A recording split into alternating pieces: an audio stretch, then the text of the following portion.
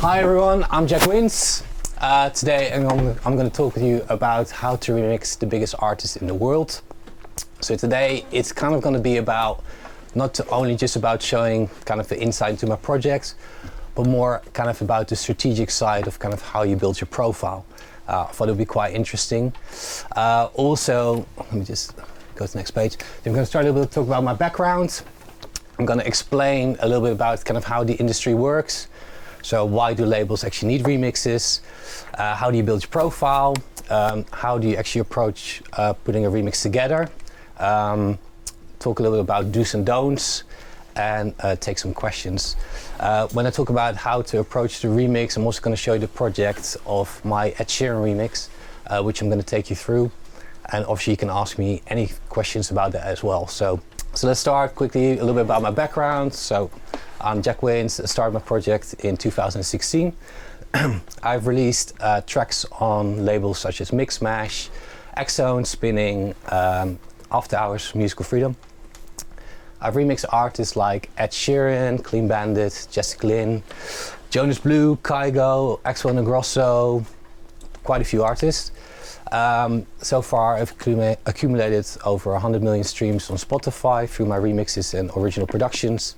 And I've played at festivals like Tomorrowland and Creamfields last summer.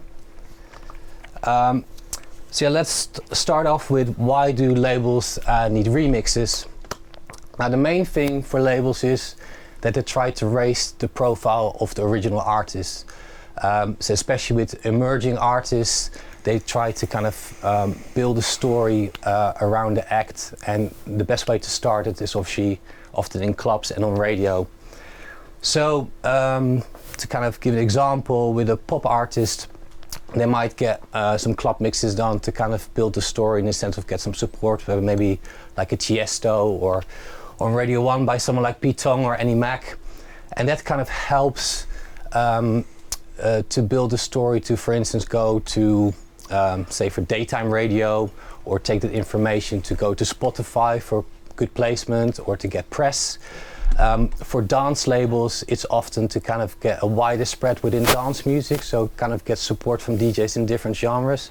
So say for instance, if the original is like a future house record, where you want to get people to play it in more underground clubs, you might get someone like TCTS or someone to remix it to kind of get support from different DJs, get a bigger audience, and more people aware of the original record as well. So the main thing, as I kind of said, for labels is the main priority is to get specialist radio plays. That's kind of the main thing. You know, if you get plays, for instance, in the UK by Annie Mac or Pete Tong or Danny Howard, that really helps with the information to try to take the track to daytime radio. So you kind of need to build a story there, and it's obviously the best way of investment for a label, because you actually get a wide reach through radio rather than just only clubs. So I told a bit about obviously how you build the story. A good example as well, so say for instance you have a Dutch act, a Dutch pop act, and you're trying to break into the UK. The UK are very kind of stuck up where it comes to taking acts from abroad onto the radio. So if you have like a play by Annie Mac, that really helps to kind of open the doors in the UK, especially also if you get plays by the more underground DJs as well. It also helps for the Dutch act to use that information to build a story back in Holland, because if the record, for instance, is not really doing that well in Holland, but it's already getting a lot of support in the UK on radio and by the DJs, they can use that information to say like, hey, look, you know, we haven't got much here yet, but in the UK it started to blow up, and then the radio in the UK will start taking it seriously here as well. So there's always, for the label, I would say, they're always kind of looking for return of investment in that sense. The main thing for labels is when they get remixes done is to tick boxes. And what I mean by that is they kind of want to have different remixes targeting a different audience. So I would kind of split it down into three categories. Category 1 would be to get kind of a crossover dance mix that might be played by tastemakers like David Guetta or Don Diablo. Gets played on radio shows like Dance Anthems, which is like a big dance show in the UK. Also try to use that mix to get onto the main dance playlist on Spotify and Apple. And also, well, yeah, and obviously to get club support, and maybe try to use that mix as well to get on YouTube, maybe on House Nation or Proximity. So that's kind of like mix 1, the more kind of commercial dance mix. The second mix might be a more underground mix where, like I said, you might get your Pete Tong and Annie Mac to play it. It's a mix that you can then use to sell on Beatport, to get into the cooler playlist on Spotify and Apple, but also get on YouTube, like maybe Selected or similar YouTube channels like that. And then the third mix might be something that's could be like a drum and bass remix to kind of target the more urban radio stations and the more urban DJs. And whoever they pick to do the remixes are generally going to be people that either already get played by those radio shows or those DJs, either through their original productions or remixes. So in that sense, it's always about for a label to take calculated risks. If you, as an artist or producer, already kind of get that kind of success, they're willing to spend money on you because they know it's very likely that they will get those results. In reality, it's obviously not always the case, because if you get a really cool guy to remix a very commercial record, it doesn't mean that Pete Tong and Sonny is going to play it. But anyway, that's kind of the theory behind it. So for myself, I fall into the first category. So I was going to do mainstream kind of dance remixes, and I tend to get the support by the right tastemakers and radio, and that kind of helps to kind of build my profile. So for yourself, like, where do you fit in? Whether you're kind of underground, whether you're underground or more mainstream, it's very important for yourself to think where you position yourself. Not saying just those 3 categories, but it's very important if you think like, okay, what's my identity as a producer, sound-wise? Then if you kind of are very consistent in that and start trying to build your profile and your success, it's very easy then for A&Rs to identify what you're about, and then also think about who to approach for the remix. So if you're kind of all over base with your remixes and your productions, it's very hard for them to figure out, okay, well, why should we get him to remix it? What does he actually do that will actually help us? Because all they care about is they want to make sure that whatever remix they get done actually get the results for them. That's kind of what for them it's about. So yeah, for myself, I'm always targeting, when I do original productions or remixes, always targeting the same DJs, the same radio shows, to kind of get a similar support. I'm always looking at what those guys are playing. So whether it's the radio shows or the DJs, what are they playing in their sets? Do my productions still kind of fit in there? Because obviously everyone kind of changes with their the sound they're into. Everyone who DJs, changes their sets. So it's quite important, even though you have your own style, make sure you kind of move with what the DJs are playing, because if you kind of fall out of flavor, then that's kind of your profile down as a remixer. So kind of how do you start building your profile, because that's actually really important. I would say the number one thing is you need to kind of build your position as a producer with original productions. That's very much the key, because that's kind of the foundation of where people recognize your sound. Doing unofficial remixes or bootlegs is a cool way to kind of get your name out there and get some support on it. But it's a very long process to build your profile, and it's about creating opportunities for yourself. So to give you some examples, obviously build your own catalog of your own productions, try to build your profile and trying to get on bigger and better labels. An example could be, I've seen quite a few times, for instance, on social media, like say for instance like a Future House Music or a House Nation channel, that these guys want to have remixes of the most famous tracks to put on their channels. But that's a good way to kind of get in with those channels, because often, well, you see with Future House Music and Selected, they have their own label as well. So when you start to get your content on those channels and they start to notice you, that might be a good way in to get your original productions on those labels as well. Plus, on YouTube, a lot of A&Rs actually want to get their remixes, like majors want to get their remix on those channels for exposure. So if they see maybe your unofficial remix on there and they haven't got remixes yet for their artists, they might approach you to make it an official one. So that's a good way to kind of get your foot in the door. Obviously trying to get support from the right DJs is very important, and look, it's not, you know, going to be realistic to straight away get like a David Guetta to play, but if you start building your own database slowly of DJs, maybe it's your friends or DJs that maybe are a little bit bigger than you, at the end of the day, eventually people will rise to the top. Someone will. So if you start creating your own network of people that support your music, one day one of the guys might fly off, you know, have a big hit, and then you already have that contact. I mean, you see it with actually a lot of the spinning guys. I think like Mike Williams and Mesto, all those guys, they're actually all mates of each other. And at one point, one of them kind of had a hit, and they're like, hey, let's do a collab, and they actually help each other build their profile, which is obviously a very good way of doing it. But yeah, it's important to first to become a prolific producer in your own right, because that's where an A&R will recognize, okay, this is this guy's or this girl's sound. I will kind of have an idea what kind of remix I'll get when they do a remix for me. So another thing for actually building your profile is social media, like we talked about with getting your tracks maybe on YouTube or SoundCloud. I mean, Kygo and Matoma obviously did amazingly well with that when Kygo remixed, was it Sexual Healing? That's kind of was big breakthrough with Matoma, with Notorious B.I.G.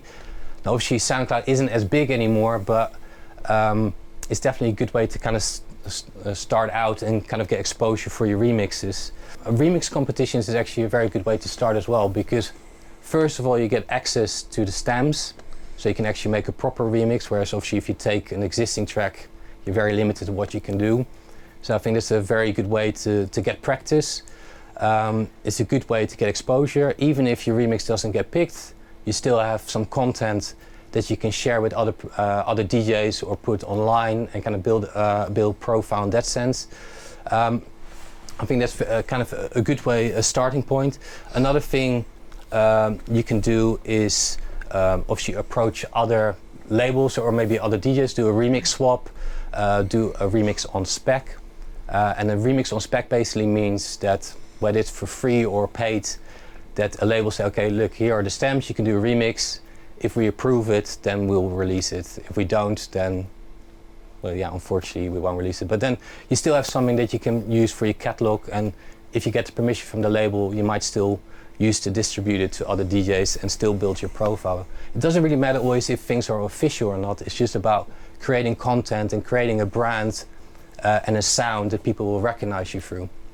I think that's kind of one of the most important things to take from there. Yeah, so to give a little bit of background for myself, so kind of how I build my profile. The first remix or first original track I did was on Mixmash called Give It Up, and that ended up getting quite a lot of support by bigger DJs and also on radio. And on the back of that, I wanted to actually get into remixes, and an old contact of mine was a remix manager. There aren't many remix managers out there, but they do exist, and basically their role is that they're always in contact with all the major labels to provide them with remixes or find the right people. I completely forgot about this, so apologies.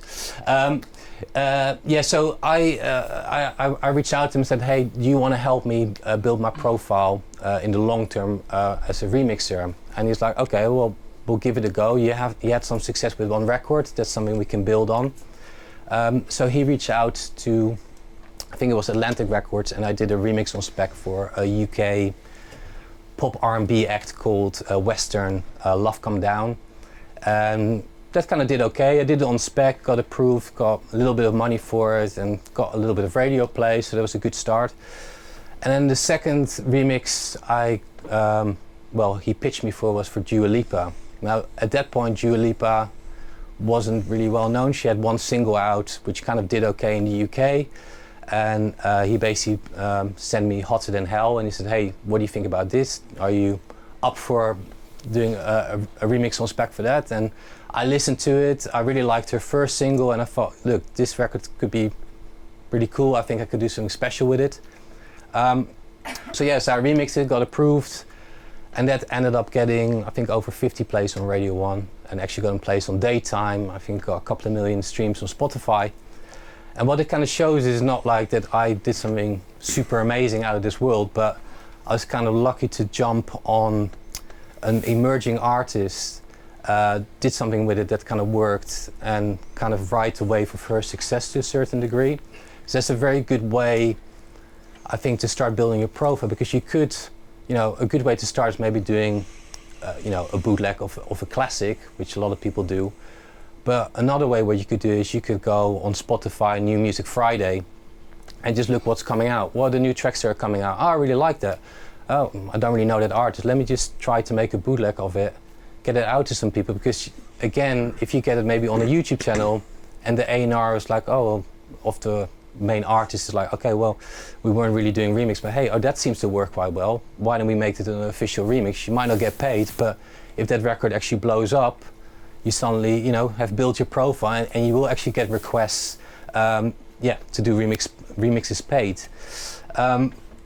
Let's have a look. Yeah, so talk about my story. The main thing for me is to build a profile is obviously creating opportunities. So doing remixes on spec.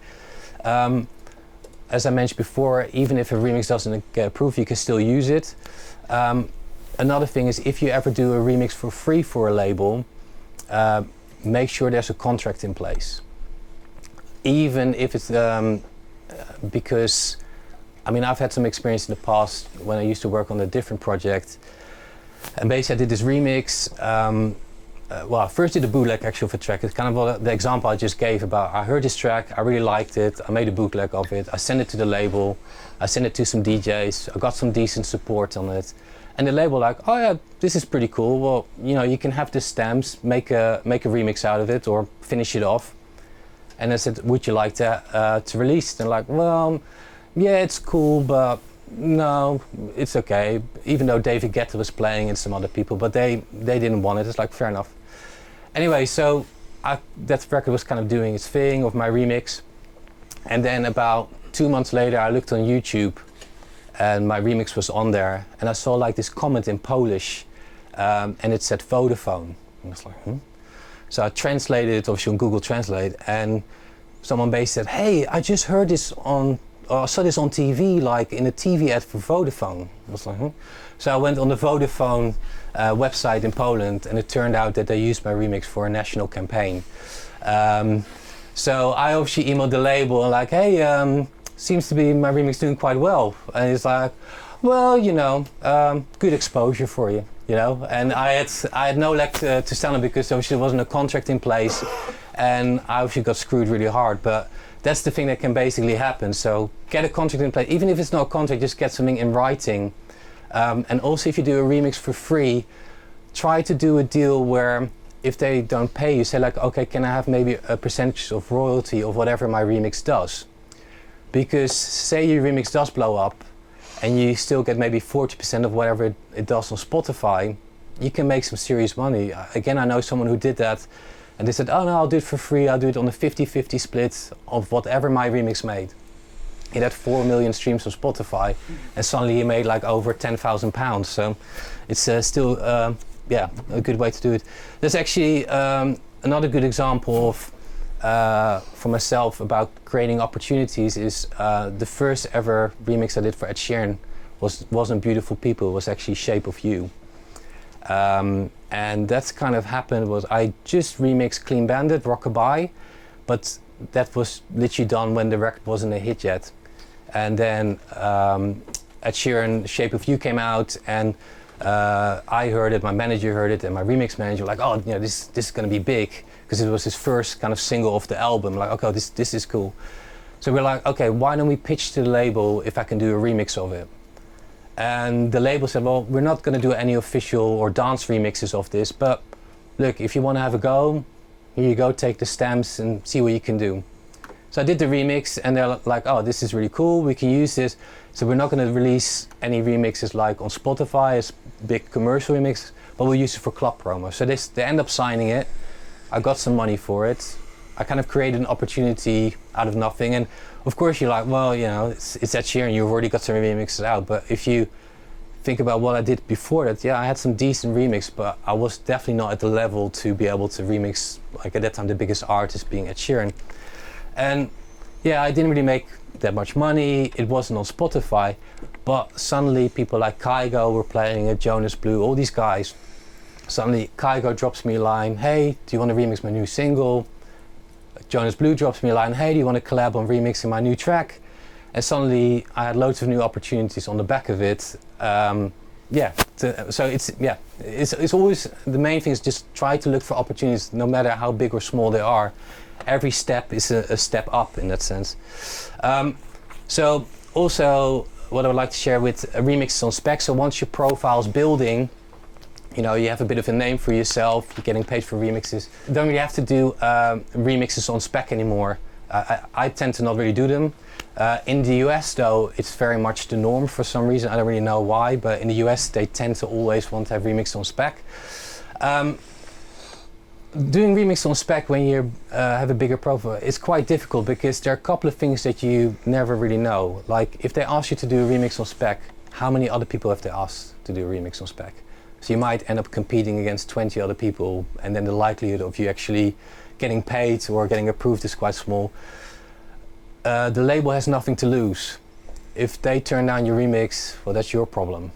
And of course, look, when you're starting, you need to take that risk. And like I said, if they don't use you, you still have a remix that you can use. But when you're getting a little bit higher up and you're missing 4 days of work because you did a remix and you get nothing, it's not that great. And to give you two examples with one major label that happened with me was I did a remix on spec for a very big US artist. And obviously it's a very small industry, a lot of producers know each other.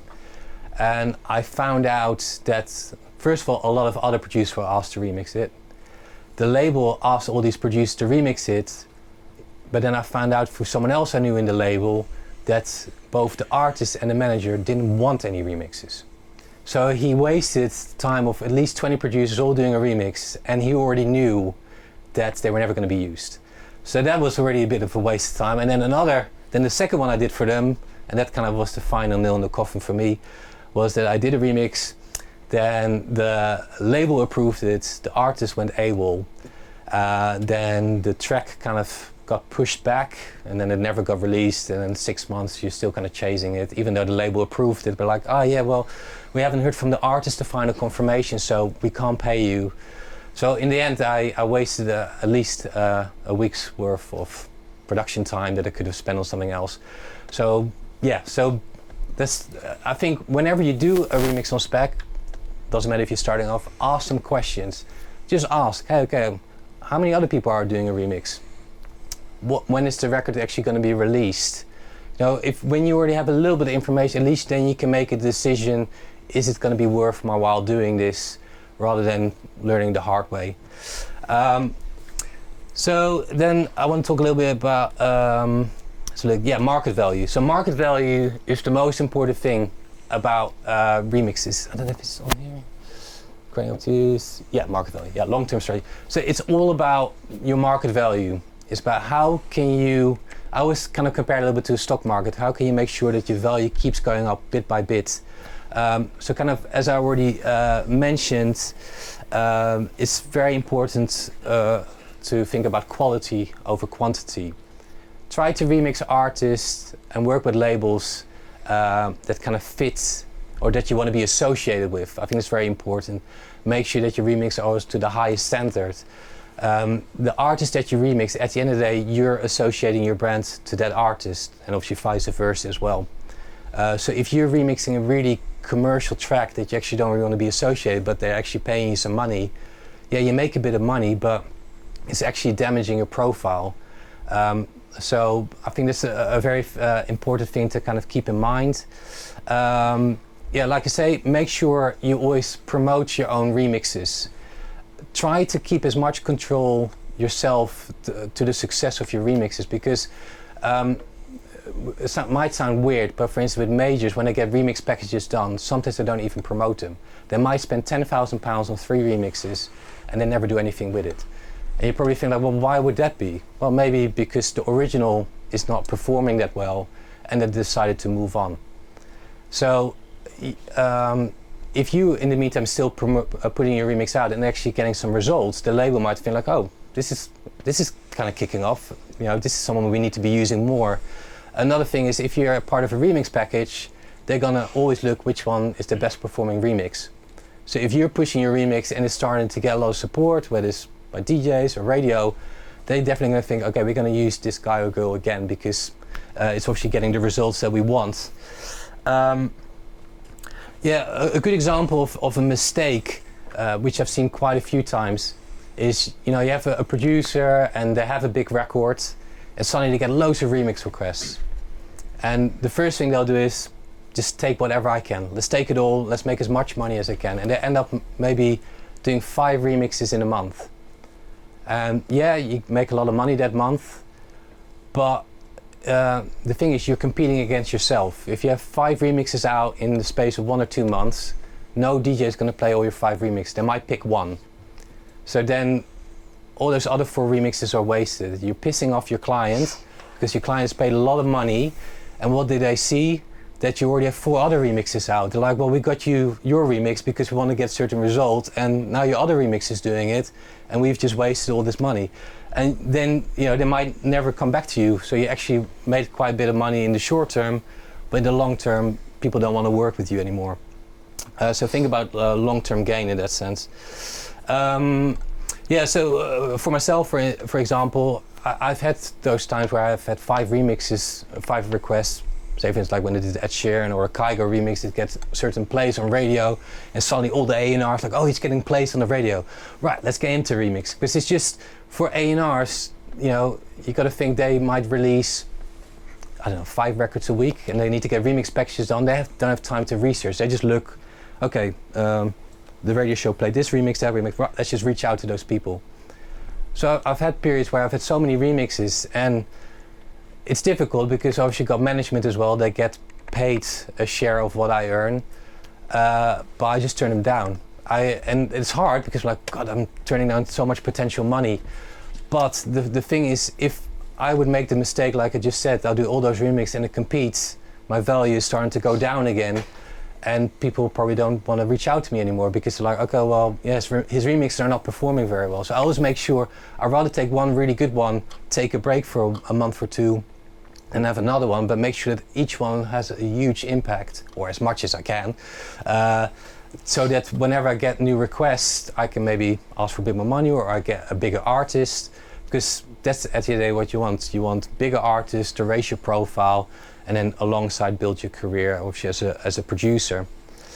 Remix management. So I was kind of talking about that. Like I said, they're quite hard to come by, but what's really good about remixers or remix managers is a couple of things. First of all, they're always in contact with all the right A&Rs that commission remixes, so they also make sure that they put your name in front of them. Second of all is often if you're part of a roster by a remix manager, they'll have bigger artists, so they'll put you in front of people that you normally would never reach. Also, if for example you're with the same remix manager that does Don Diablo or whoever, and he's too busy or they can't afford him, they'll be like, oh, but I got this guy, he's doing really well, he's maybe a little bit cheaper, but maybe you give them a go. So you might get opportunities or leftovers that you would normally never get. So that's quite a good thing. They obviously negotiate your fees, they know what your market value is. And the last point is, yeah, they obviously also do the dirty work for you, which is quite important, because for instance, when I turn remixes down, obviously I don't do that. I just tell my remix manager to say, oh, he's not available, or and that's quite important because as an artist you might have relationships with A&Rs that you want to keep sweet, and if you then suddenly have to kind of be the bad guy and say, well, no, I don't want to do your remix, it's not really a good thing. If you have someone else saying it like, okay, well, he's too busy or he can't take anything on, they're like, okay, fair enough, business, and move on. So it's quite important, and especially also with with negotiating fees, it's quite hard to kind of sell yourself. It's much easier to sell someone else and take any emotion out of the equation in that sense. But yeah, so how do you find a remix manager?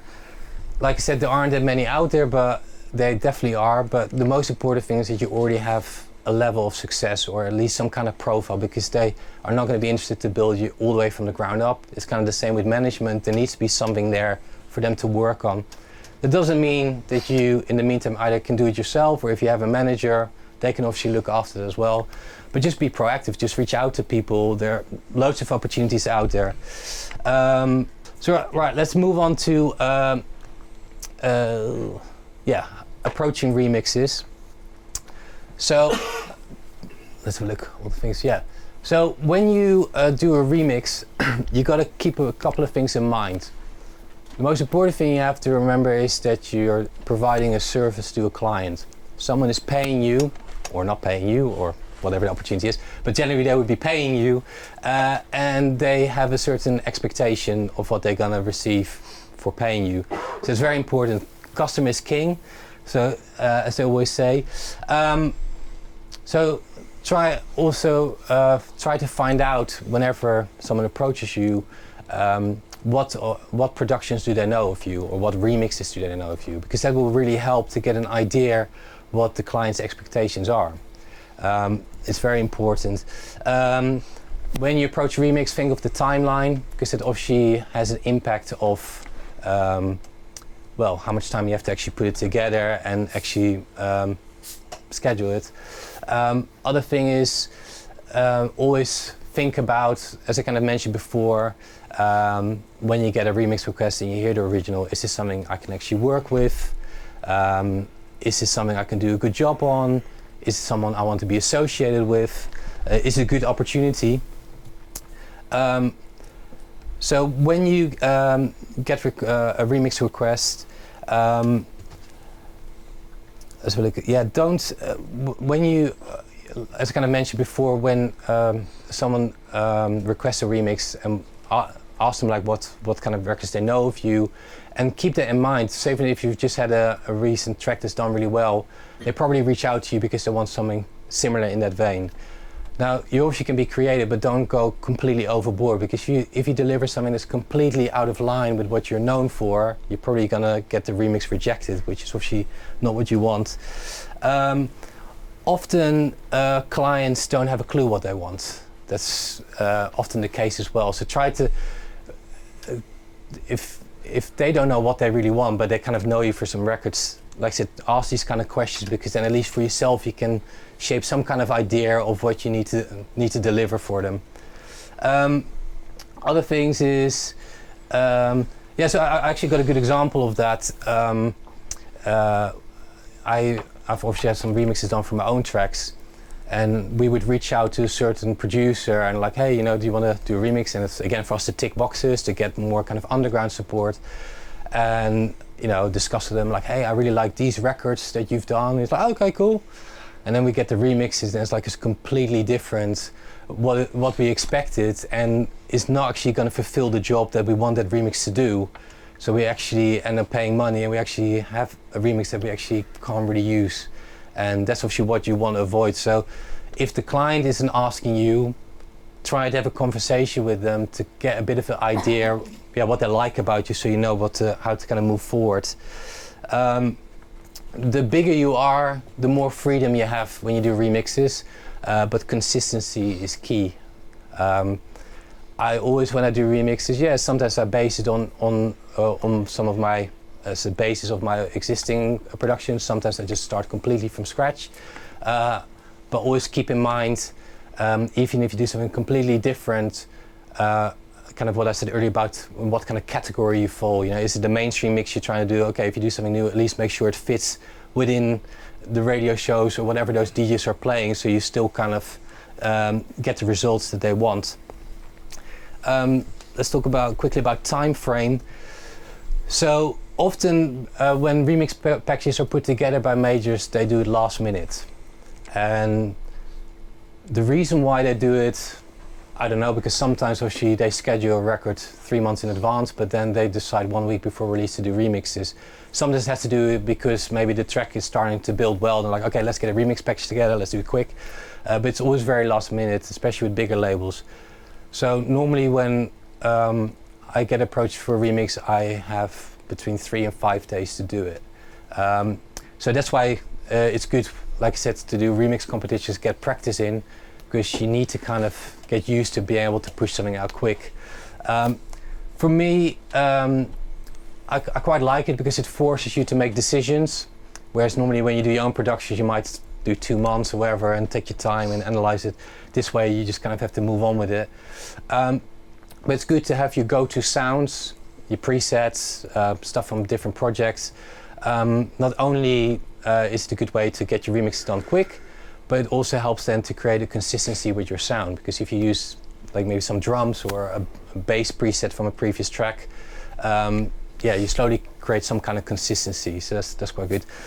Quality control is very important. Of course, the client pays, and listen to their feedback carefully if they have any feedback, but make sure whatever the final product is that you're fully behind it, because if you put anything out that you're not happy with, again, it's starting to affect your brand, which is what you want to avoid. So pick wisely with the kind of records that you do. Make sure you deliver quality. Don't get sloppy. Don't just quickly just rush something off and take the money.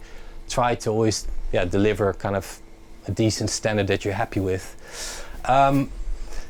Right, so how do I approach remixes when I get a track? I generally maybe listen to the original once.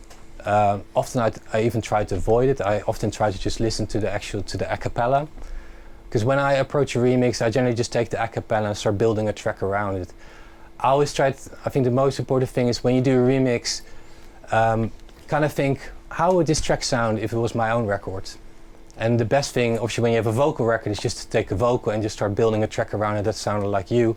If you don't have a vocal or you have a certain element of the track, whatever it is, but treat it as it's your own record, because then you create something that's your own sound. I think it's quite important. I'm gonna show you my Ed Sheeran project of the remix I did for Beautiful People. I'll kind of run through it, but obviously if people have questions about it, ask me anything, because I don't know what you guys, in that sense, are interested to hear about it. I'll play you a little bit, then I'll tell you how I kind of approached it, how I started it, and then feel free to ask me anything. If you want to see like, oh, what bass sound do you use, or how do you process it, if you want to get full on nerd with me, be my guest. But I'll play you a little bit. Sundown and they all come out. Lamborghinis and they're in hummus. The party's on, so they're heading downtown. Everybody's looking for a come up, and they wanna know what you're about. Me in the middle with the one I love it. We're just trying to figure everything out. We don't fit in well, 'cause we are just ourselves. I could use some help getting out of this conversation. You're not starting it, so don't ask that question here. This is my only thing. Beautiful people, top designer clothes, some fashion shows. What you do, inside the world. Beautiful people, shopping all waiting to come home. So don't get still, let's see the world. Beautiful people.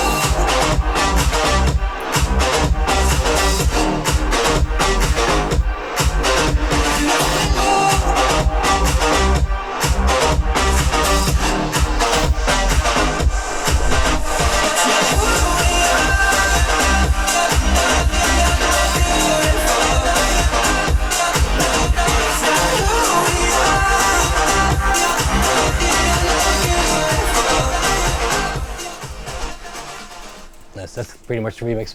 So what was quite interesting with this track, or this Ed Sheeran track, I didn't even hear the record when I got asked. I was just like, hey, shit, Jack, we got opportunity for you to remix Ed Sheeran. I was like, okay, you know, you're not really gonna turn that down.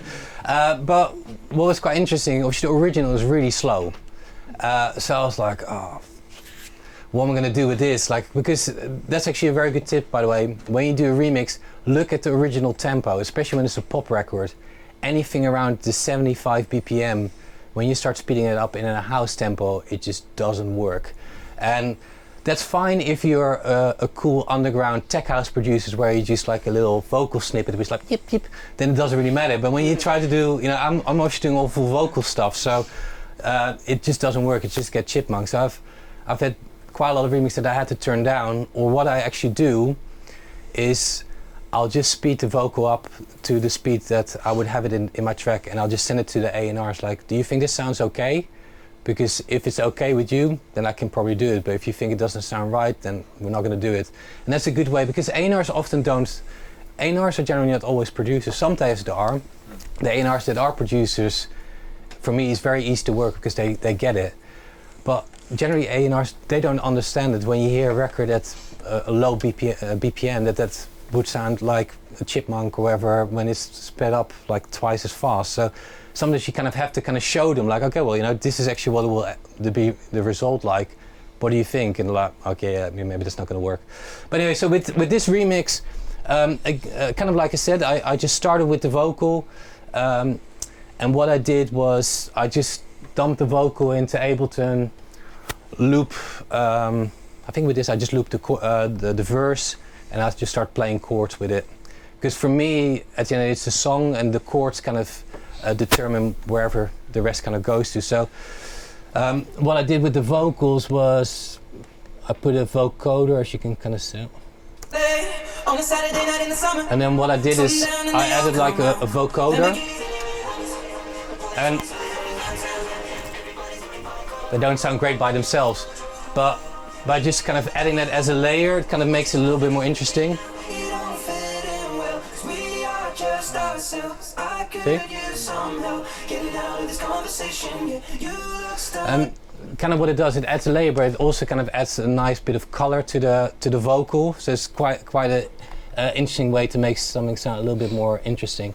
So yeah, so then the chords I kind of came up were like this. Let me see. Oh, that's with the bass. It's not very loud. So.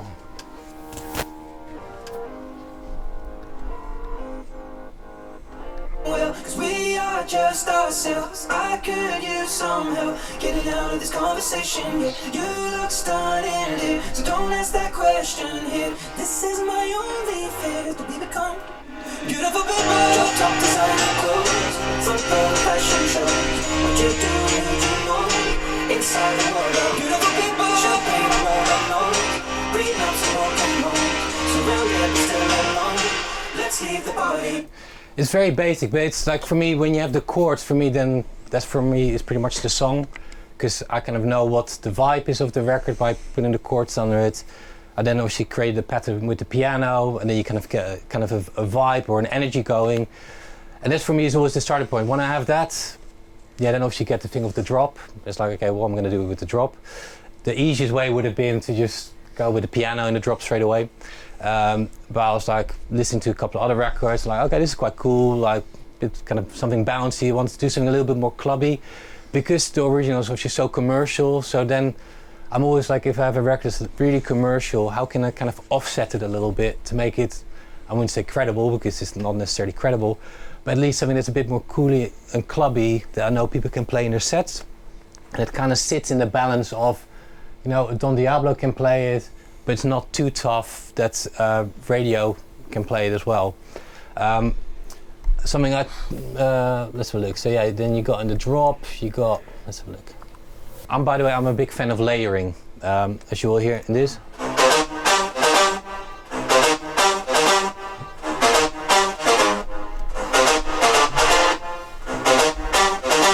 There you go. So there are loads of layers in there, because I'm not someone that's like a sound designer. I have no real knowledge of it. I personally don't really have much interest in it because I like to work quick.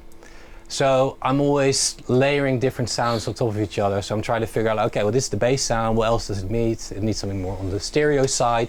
And I just start adding little bits on top of each other, EQ them, and kind of put them together.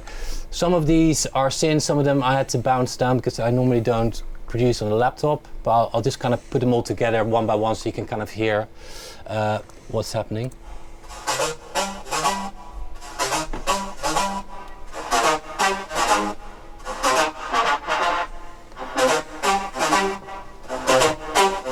So it kind of gives a bit more bass.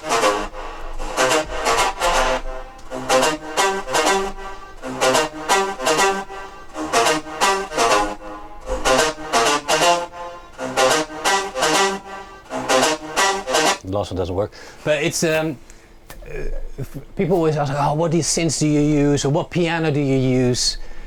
It doesn't really matter what the plugin is that you use. It's about when you put sounds together, kind of what role does each sound play. So, you know, you had one sound that was a little bit more in the mid-range, a bit more bassy, something that was a bit more crispier on the top. Obviously you can do that obviously as well with adding certain processing on it. But that's for me is kind of like how I kind of work when I try to create a sound. It's like, okay, what elements do I put together to kind of create the overall sound? And then overall on the lead sound, I don't really have anything. I got like, what's it? A saturator on it, a bit of EQ, the OTT, which a lot of people use, which I think I only put a little bit on, but it's again just to kind of get it to cut through the mix a little bit. But nothing really special. I mean, again with the bass, let's have a look at the bass. I got the sub.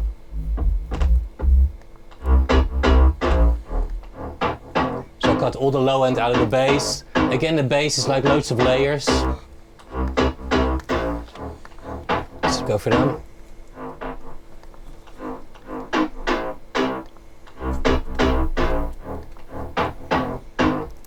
What's this one? Yeah, it's but it's all the sounds individually are not really that interesting, but it's just what's the kind of overall picture you're trying to create.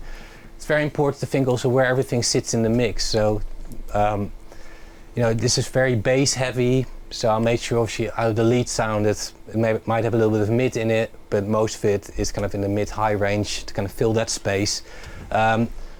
Because obviously there's also, later on there's a piano coming in, so you also want to make sure that there's enough space for everything to cut through, because if everything's competing against each other, it just becomes a big old mess. With the vocal, I do a little chop up, which I often do with records.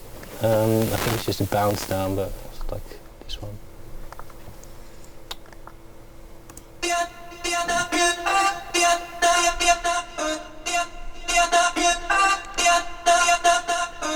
So the way, I mean, it's very easy to do that.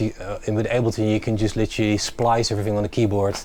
Then you just see which one work together and just kind of play around. But it's just, you know, I always think with records, I think a lot of people often kind of overthink it or overanalyze, like, you know, what's the secret? How can you make it sound like that? Everything is just practice and just try to reference to other records.